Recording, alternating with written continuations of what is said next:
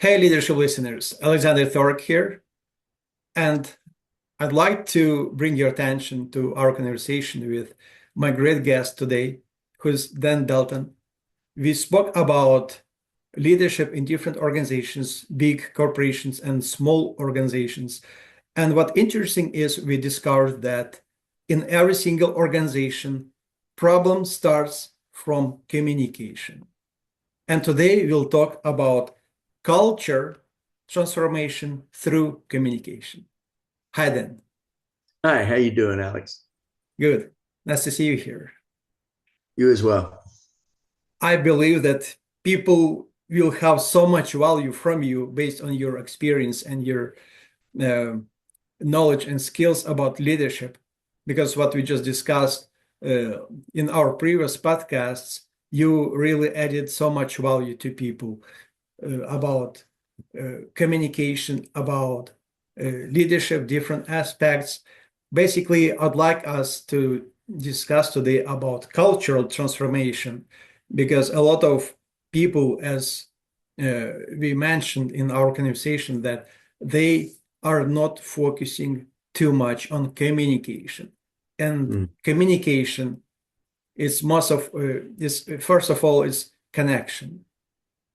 And I think we can add value to people and specifically based on your experience and your knowledge, because I know then you have now so good client, and I'm sure they will have huge value from you, and their level of effectiveness will grow, I think, minimum on 20%. This is what I see.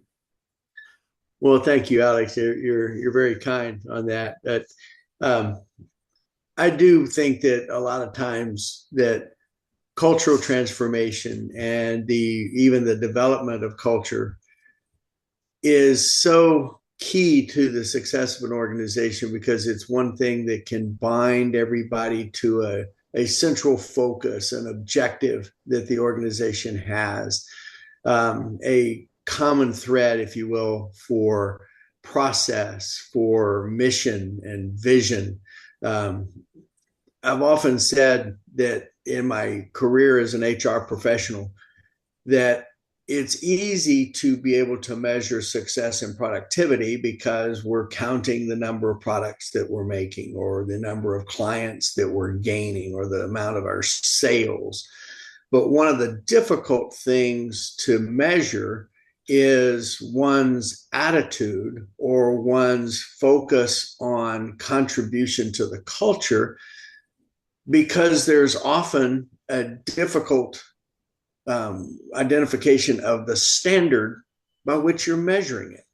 And values are what build a company's culture. What is important to an organization and how they are perceived from a cultural standpoint.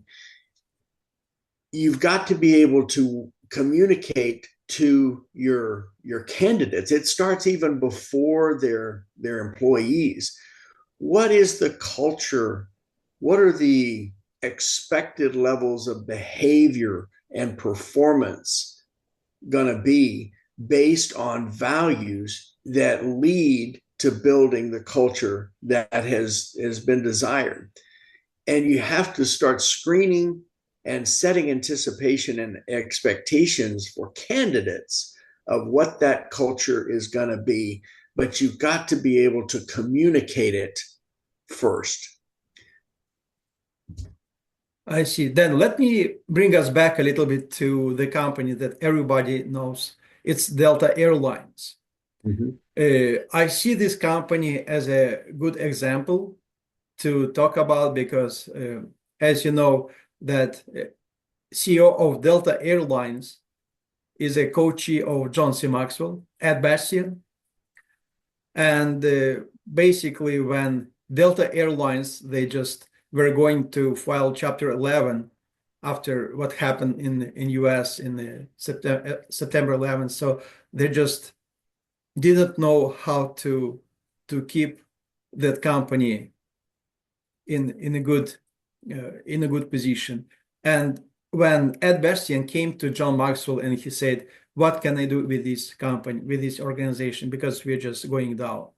And John said, well, you have a company, but you don't have a culture. Mm-hmm. And since then, Delta Airlines started to grow and develop. And thanks to Ed Bastian, he was focusing on cultural transformation. And what he says is that I'm trying not to stay in my office. I'm trying to go to different places, to different departments, to frontline employees. And he say, I'm traveling to different countries to see how our culture fits in those cultures, in those countries, in different countries. Dan, when you just mentioned about that HR should focus on values, organizational values, cultural values, and should see how the employee can fit into those values. What interesting is that I just discovered about Delta Airlines is that they hire people exactly for based on that concept that you just mentioned. But when people start working in that company, they say, well, this company hire us based on our company cultural values, but they don't really live those values. And they say managers, they just so inspired that they have so nice values and it just drives them, but nobody cares. And this is what surprised me. How come the CEO of the company, he see those values, he live those values, and he grow that company. But mid managers, they're also inspired, but nobody cares. Well, and again, this is where the second level of culture and communication comes into play. It's easy, I say easy, but when you're recruiting to be able to find that cultural fit and communicating what the cultural expectations are through definition of the values. But once somebody comes into your organization and they're onboarded, they're in that first stage of being an employee, then again, the communication has to be reinforced on the culture and the cultural expectations. You can have a job where it's easy to understand what somebody needs to do in a finance or an accounting department or a marketing department or a sales department or even a production department. The steps are pretty easy to do, the steps that are needed for that given job, but the manner in which you do them has to fit into the culture. So again, once we're onboarding and orienting our new employees, we've got to do so in relationship to the culture and the expectations of performance and behavior to fit into that culture and into the values. But what it means, and what you pointed out to in your story about Delta Airlines, that wasn't being lived out by leadership. So in other words, that communication of the importance of values and culture was not being reinforced once someone joined the workforce. And that's where culture erodes. It basically is nothing more than just posters on the wall at that point, or something that looks really good on the website. If they're not being implemented and accountability set up in the organization to adhere to the values and the culture, then the culture basically ceases to exist except in the promotional material. So the second step around communicating culture is to make sure that when new employees are brought on through their onboarding, through their training, and through the actual hands-on training of doing their task, tie everything back to those values, tie everything back to why we do it this way, because it enhances the established goal of our culture. Yeah, absolutely. Even Ed Bastian, he said that we hire people for their values, for who they are, and we train them for skills. Mm-hmm. It's a very interesting approach. And even CEO of the company, he knows exactly where they're going and what they're doing, and he has a big picture of the future. And for me, as I just mentioned, I cannot understand why mid managers so inspired by their cultural values, but they don't live those values. What can hold them back? Well, I think that what holds them back is that they're permitted to slip away from the focus on the values in their performance. And that kind of leads us to step 3 of the communication for culture point.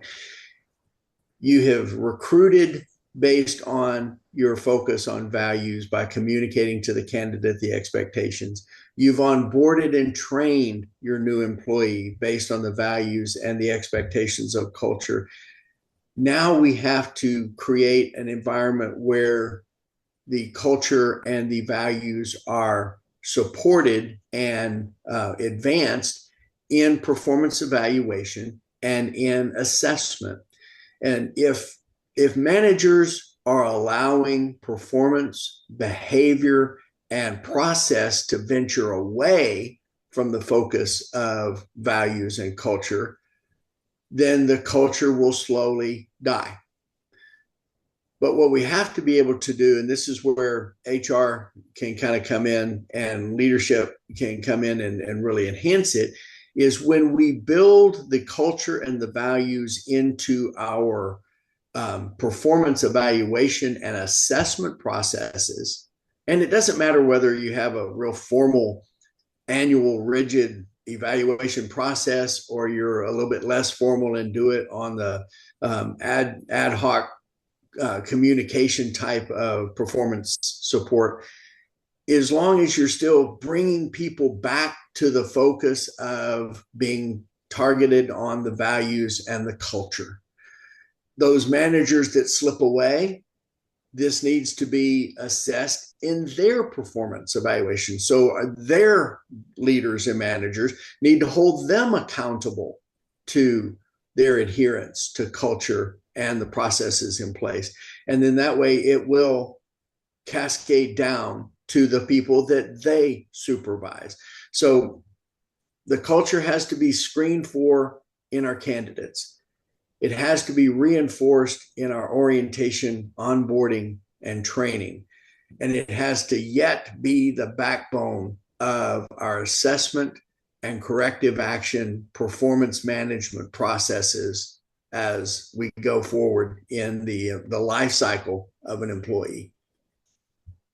Dan, may I ask you, could you give, please, a simple practical advice to managers who struggle with communication?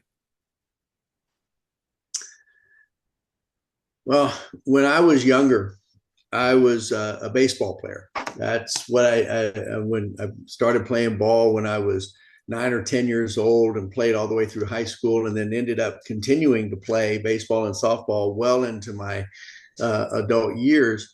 And what I realized is that there's not a skill that I had on the field that I did not have to practice. Now that I don't play baseball and softball anymore, but I do like to play golf. And I cannot maintain a decent golf score unless I practice, unless I go to the range and hit a bucket of balls every so often. Communication is a skill, just like an athletic skill or just like any other learned skill. It has to be practiced. It has to be utilized on a regular basis. It's like a muscle that needs to be exercised.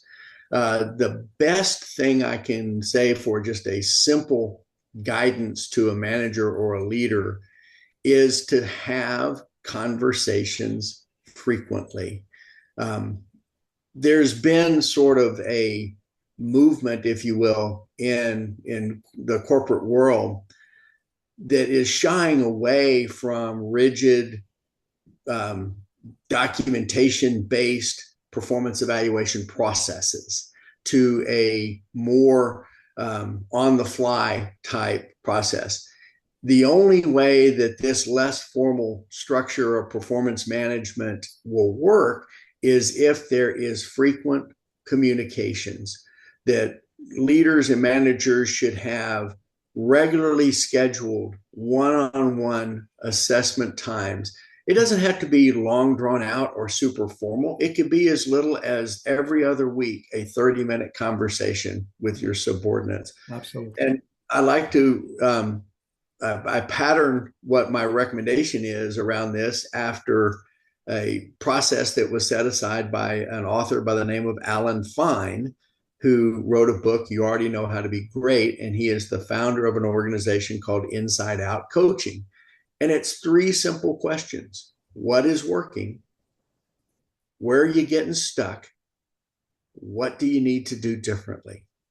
And feedback sessions are conversations that are based on that loose framework, creates a pattern of communication and conversation that a manager can have with their subordinates to praise what is going on well, those things that are lined up with culture and process, find out where the subordinate or the direct hire is getting stuck or having difficulty acclimating to a process or to a particular point of the culture.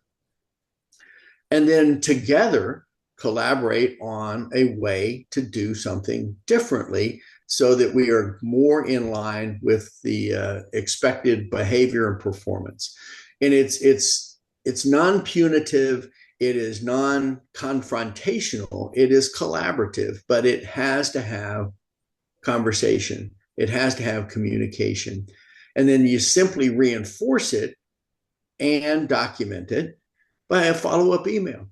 Hey, Alex, thanks for your time today. I really appreciate you giving me 30 minutes of your time. In our conversation, we discussed point 1, point 2, point 3. And here's where we decided that things were working well. Here's what we talked about that where you felt like we were getting stuck. And here's what we agreed that we would do differently. And so right there, you've enhanced communication. You've had the manager exercise some leadership in opening a conversation and communication with your person. And you've got a documented performance assessment tool that you can now use that when it does come time to have a formal performance assessment, you now have something to refer back to that was an accomplishment in the individual's performance throughout the year. Yeah. Then may I ask you a question? Because while you were talking about these good solutions, it just brought me back to Delta Airlines, and I thought I should ask you this question. What would you advise to business owners like Delta Airlines, like Ed Bastian, who he knows where they are going, they have clear picture of the future, and they know their values, and they live those values, and their culture based and built on those values. Also, mid managers, they like those values, and they also they talking about those values, but they don't always live those values. How would you help those organizations like Delta Airlines, and what would you advise to business owners and CEOs, companies like Delta Airlines, how they can change and address that gap between living to be inspired, to have values, and live those values?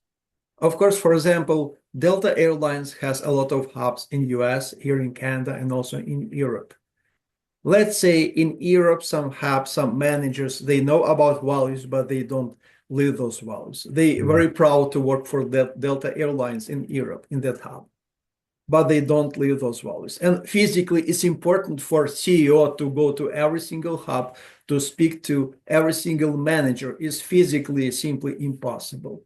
Right. But if we see this gap, what would you advise and to those CEOs to see those gaps and to address them?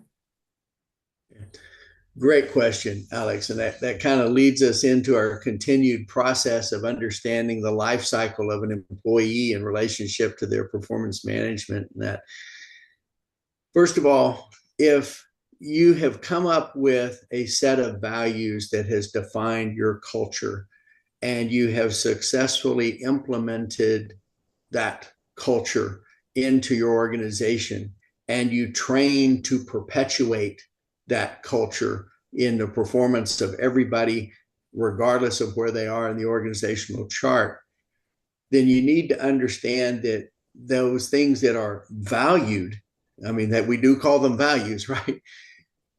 They are worth defending and defending vehemently because they are the structure of your culture.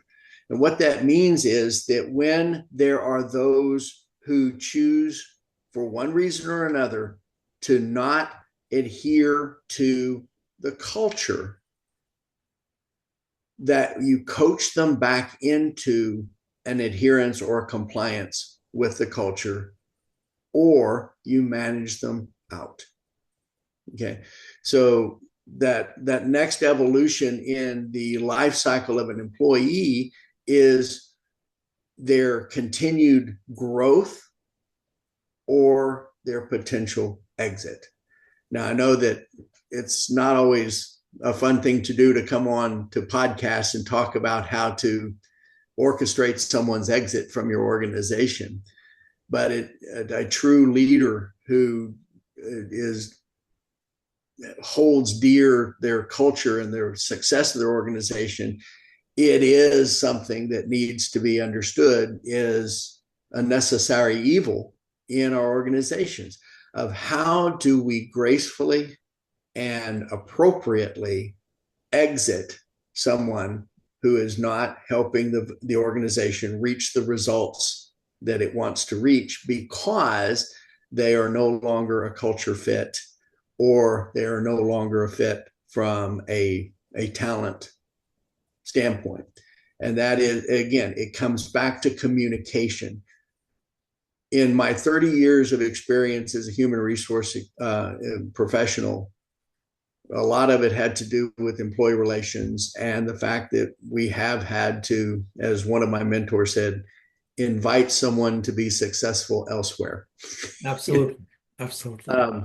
It boils down to, have you put together an argument to support your decision to have this person exit your organization? Yeah. And can that argument be presented in such a way to defend a decision to ask someone to leave? Yeah.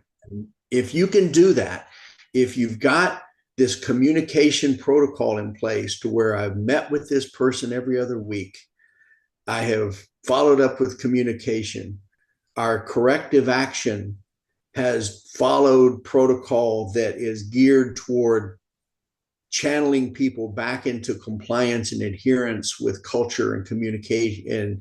And we've communicated that we have coached them to try to get them to get to where they need to be on performance or adherence to culture. And we have reached an impasse to where it is time for them to exit. Yeah.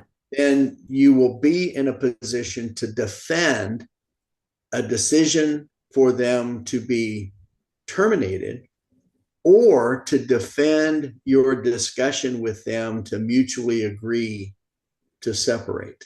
Yeah. And if your communication is strong enough and based on established standards like values that are driving your culture, then you are going to be in a position to where an exit does not necessarily have to be contentious, and that you can agree that this is no longer a fit and separate in a way that minimizes the risk to the organization and the risk to the damage of the reputation of the relationship that you had built with that individual who had served you for a period of time. Yeah. They're still an individual. We can't let the Absolutely. H leave HR. They're still human beings. And with that comes an obligation to treat them with the dignity and respect that all human beings. Yes. But at the same time, accountability toward expected levels of performance and behavior have to be appropriately maintained by every organization. Yeah. Not only to protect profitability and productivity, but to protect the integrity of an organization's culture. Yeah. And it all stems from being able to communicate well enough to where you can come to that mutual decision that this isn't working. Yeah. Yeah. Thank you for that then. And also I have a question, another question basically. Also, we'll take Delta as an example because there's a lot of, it's easier to explain to our listeners how they should behave in different situations. Let's assume that, well, basically, we don't need to assume. You have 30 years of huge experience as HR expert, and you used to work for oil and gas corporations, like industry. But let's assume that you are vice president of HR department in Delta Airlines. And how would you, because based on my knowledge, I just saw that on Indeed reviews, what people say. But what would you do in that case as vice president of HR department? How you will help CEO of Delta Airline to identify those gaps in different hubs across different places around the world and deal with those gaps, hire right people, hire right coaches, trainers who can make that culture even stronger, because as we discussed, there is a communication problem. What would you do in that situation? Well, I think that in that particular situation of the scenario that you brought out, if I was the VP of HR for Delta, I would first make sure that we were communicating to the entire organization that the expectations are from the top down, from my CEO and COO, that they value, respect, and expect behavior and performance to be within the guidelines of our culture and our values. That way, what that does is it reinforces the fact that these are not just posters on the wall. They are not just bullet points on the website. They are a standard by which we are going to use to measure performance and behavior. And then through the hierarchy, communicate down and reinforce the expectations of compliance with the cultural norms.